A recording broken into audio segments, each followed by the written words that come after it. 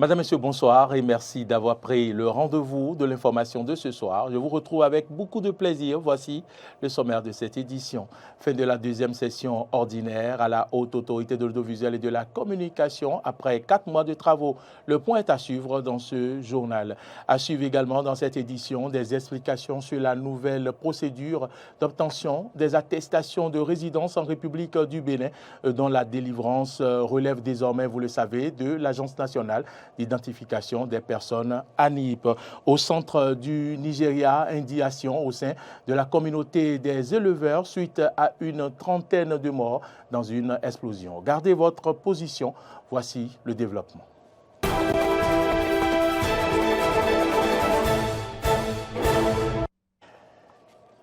Bienvenue à toutes et à tous. Je l'annonçais en titre, fin de la deuxième session ordinaire à la Haute Autorité de l'audiovisuel et de la communication RAC après 1 mois de travaux, après bien sûr 4 mois, il faut le dire, de travaux, avec au total 15 rapports examinés et 11 décisions prises. Suivons ici le compte-rendu avec Arthur Ouindo. La deuxième session ordinaire de l'année 2022 au sein de la RAC s'est achevée ce jour après 4 mois d'intenses travaux. Moment pour Rémi Prosper Moretti, président de l'institution, de remercier les uns et les autres pour les sacrifices. Nous avons donné le meilleur de nous-mêmes et fait tous les sacrifices nécessaires pour atteindre les différents objectifs que nous nous sommes fixés. Et en guise de cerise sur le gâteau, nous avons réussi l'organisation de la campagne médiatique des législatives du 8 janvier 2023. Pendant cette session, les conseillers ont examiné plusieurs rapports et pris plusieurs décisions. Les conseillers ont examiné 15 rapports et pris 11 décisions dans les domaines ci-après. 1. Contrôle de la déclaration préalable des journaux et écrits périodiques. 2. Attribution et exploitation des fréquences de radiodiffusion sonore privée. 3. Renouvellement et nouvelle attribution de la carte de presse en République du Bénin. 4. Autorisation des services de communication audiovisuelle et de diffusion en mode numérique terrestre. 5. Agrément et homologation des équipements terminaux. 6.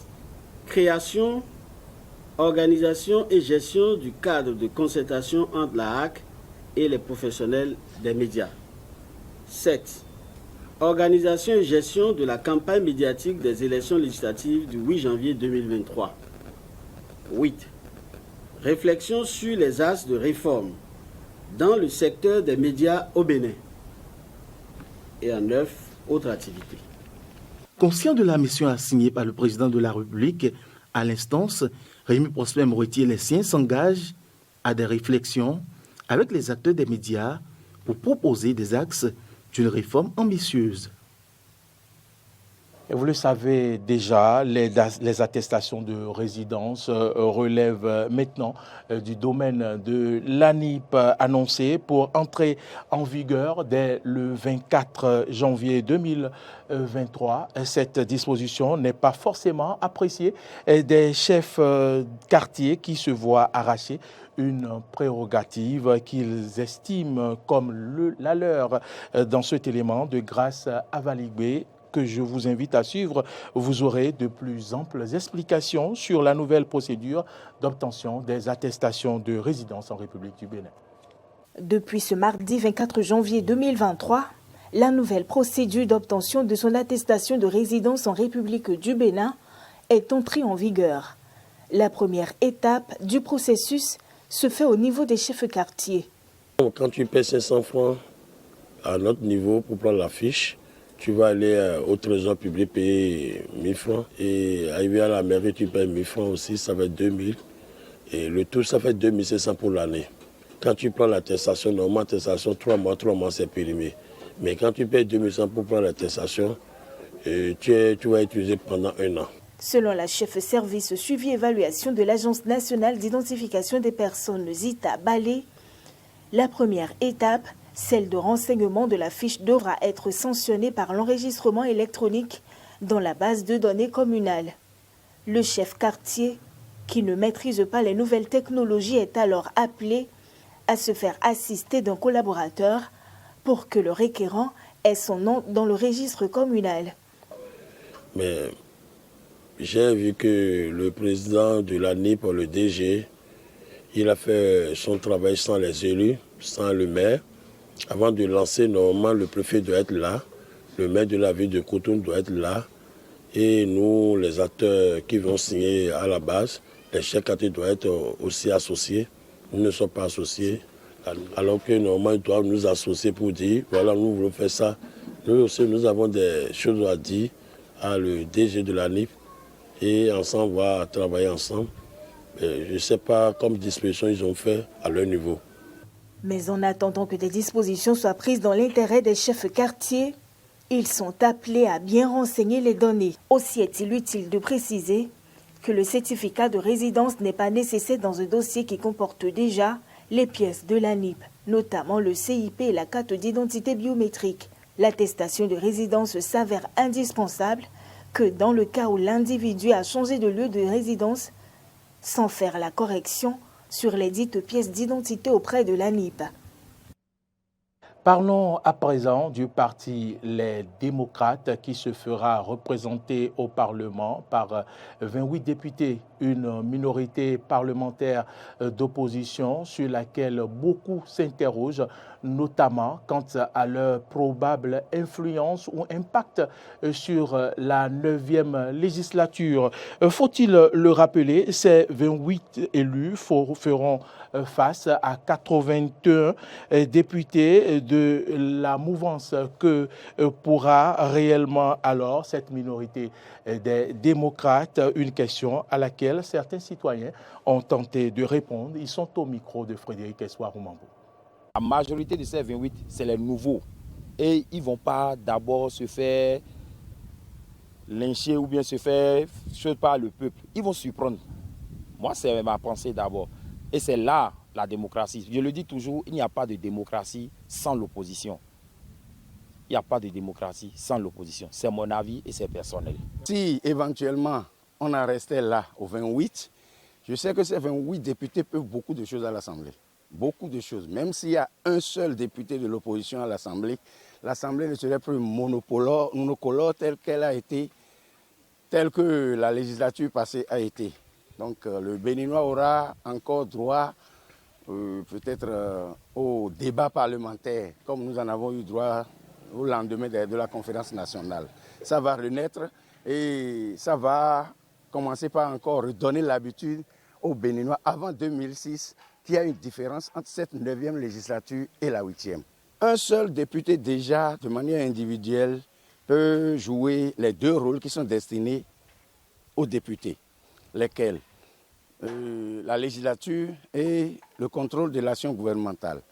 Un seul député a le droit déjà d'introduire un projet de loi à l'Assemblée, quitte à ce que ça soit retenu ou rejeté. Maintenant, en ce qui concerne le contrôle de l'action gouvernementale, un seul député aussi encore a le droit d'intervenir, d'interpeller le gouvernement sur une question ou une autre. Il faut souligner que c'est une avancée parce que la précédente législature ne comptait aucune force de l'opposition au sein du Parlement. Et c'est une avancée pour les démocrates déjà et ensuite une avancée pour l'opposition au Bénin. Et une avancée pour la démocratie évidemment. 28 députés au sein de l'hémicycle, c'est quand même énorme hein, parce qu'on sait que le président, le chef de l'État a dernièrement beaucoup investi sur ces partis politiques, ces deux partis politiques. Et avec l'expérience qu'ils ont engrangée lors de la 8e législature, on s'attendait à un terrain quasiment conquis, ce qui n'a pas été le cas. Donc les démocrates ont su battre campagne comme il le fallait et méritent amplement ces 28 députés. Quant à savoir si l'opposition jouera vraiment son rôle au sein de l'hémicycle, le temps nous le dira parce que 28 députés à l'Assemblée, c'est quand même l'inclusion au sein des débats politiques. C'est que l'opposition va participer au débat politique. L'opposition sera présente au sein du débat politique et ça, c'est bénéfique pour la démocratie béninoise. Vous soulevez le rôle de ces nouveaux députés-là, qui pourrait être donc celui du contrôle effectif, en tout cas de par leur position d'opposants. Ils seront beaucoup plus légitimes, en tout cas beaucoup plus enclins à donc faire cet exercice-là de contrôle de l'action gouvernementale, c'est-à-dire les questions orales au gouvernement et tout autre type de forme, parce qu'il y a des questions écrites également. Et donc, ils pourront véritablement jouer ce rôle-là, qui est le leur, justement, de véritablement, et pas que le leur, parce que c'est également du rôle de tout député au mouvement de opposition, donc de contrôler l'action du gouvernement donc, et d'apporter, comme je le disais, ce nouveau son de cloche-là et de pouvoir attirer l'attention, justement, d'éclairer l'opinion publique sur des choses, des faits, des sujets qui, forcément, auraient échappé. Parce que vous savez, la pensée unique n'est pas toujours quelque chose qui peut marcher. Autre information, bien sûr, dans ce journal, le Conseil des ministres s'est réuni hier en présence du chef de l'État, Patrice Talon. Entre autres décisions prises, la réduction des dimensions des bandes à la zone frontalière. J'y suis arrivé en République du Bénin. Suivons ici un extrait du compte rendu avec le secrétaire général adjoint et porte-parole du gouvernement, Wilfrid Léandre-Mbédi. Au chapitre des mesures normatives, réduction des dimensions des bandes de la zone frontalière en République du Bénin. Au terme de la loi portant code foncier et domanial, il a été établi le long des frontières du Bénin avec ses pays limitrophes une portion de terre contiguë à la ligne frontière appelée zone frontalière et subdivisée en 2 bandes successives. La première, la bande de haute sécurité, couvre une largeur de 200 mètres et la seconde, d'une largeur de 2000 mètres, est dite bande de sécurité frontalière. Toute cette zone frontalière est déclarée d'utilité publique. La même loi prévoit toutefois que les dimensions de ces 2 bandes peuvent être réduites compte tenu des spécificités de certains espaces frontaliers. Le cas échéant, les nouvelles dimensions sont fixées par décret pris en Conseil des ministres sur proposition du ministre chargé de l'Intérieur avec l'appui de l'agence en charge des frontières. Si la bande de haute sécurité est interdite d'occupation, celle de sécurité frontalière ne l'est pas tant que les conditions légales sont respectées. Mais la réalité sur le terrain, dans les 36 communes frontalières, renseigne que ces prescriptions ne sont pas souvent observées. Aussi, au regard des données objectives liées à la forte concentration humaine, à l'existence de sépultures dans des maisons, de lieux sacrés, au risque de disparition des villages quartiers de villes entiers, ou encore à l'existence des activités économiques bien établies, le Conseil a-t-il décidé de procéder à la réduction des largeurs des dites bandes en tenant compte des spécificités des communes frontalières. En point 2, création de la Société béninoise des aménagements agricoles SA. Dans le but de consolider les performances de notre agriculture depuis 2016, pour en faire un important levier de la transformation structurelle de l'économie, il est prévu au programme d'action du gouvernement 2021-2026 environ 1016 milliards de francs CFA d'investissement pour des aménagements agricoles structurants. L'objectif visé étant l'amélioration de la production, de la productivité, de la résilience ainsi que l'attractivité du secteur. C'est pourquoi il a été décidé de poser de nouveaux fondements d'un développement efficace et durable dans la gestion des plantations et grandes cultures à travers la création de la Société béninoise des aménagements agricoles. Celle-ci aura une vocation à la fois agricole, industrielle et commerciale avec l'État comme actionnaire majoritaire à hauteur de 70%, aux côtés d'un partenaire technique privé de grande réputation détenant 30% du capital. En termes d'activité, la société va conduire, pour le compte de l'État ou de ses collectivités, des bailleurs de fonds, des personnes morales de droit public ou privé, la maîtrise d'ouvrage déléguée, la direction d'opération ou l'assistance à la maîtrise d'ouvrage dans le domaine des aménagements d'infrastructures agricoles et hydro-agricoles. Elle assurera en outre la valorisation des terres cultivables, la promotion des cultures de grande envergure et la sécurisation d'investissements agro-industriels. En point 3, prise de participation de l'État au capital social de la société de développement et d'agrégation des productions agricoles. Retour à présent sur le lancement officiel hier à Cotonou d'une action de promotion de l'énergie durable et des solutions solaires. Objectif, améliorer l'accès à l'électricité fiable et durable à l'horizon 2025. C'est un compte-rendu de Clémence Tonouko. Investir dans l'énergie verte au Bénin par le renforcement de l'accès aux énergies renouvelables, c'est le but principal de l'action ainsi lancée. Cette action cofinancée par l'Union européenne et le gouvernement béninois, qui sera mise en œuvre par la GIZ, devra permettre l'accès à l'électricité pour 45 000 personnes grâce à des systèmes solaires de qualité d'ici 2025. L'objectif global de l'action est de contribuer de manière significative à la réalisation de l'accès universel à l'énergie au Bénin en lançant et en développant des marchés énergétiques hors réseau, inclusifs et durables, et aussi à la sauvegarde des ressources forestières naturelles du pays en fournissant des moyens de cuisson propres. Ces objectifs sont largement partagés par le ministère de l'Énergie, car des efforts restent à faire pour atteindre 52,97% du taux de couverture des populations avec des équipements de cuisson propres à l'horizon 2025, conformément aux ambitions du gouvernement. Grâce aux différentes réformes et interventions, le Bénin est progressivement en marche vers son autonomie énergétique. Mais malgré ces énormes avancées, il reste encore beaucoup à faire, car nos ambitions sont grandes. Nous sommes encore loin d'atteindre l'objectif du gouvernement de couvrir 52,97% des populations avec des équipements de cuisson propres à l'horizon 2025. On estime qu'en 2030, il y aura encore moins de 39,2% de la population qui n'aura pas accès au réseau électrique national et devra être desservi par des systèmes hors réseau pour avoir accès à l'électricité.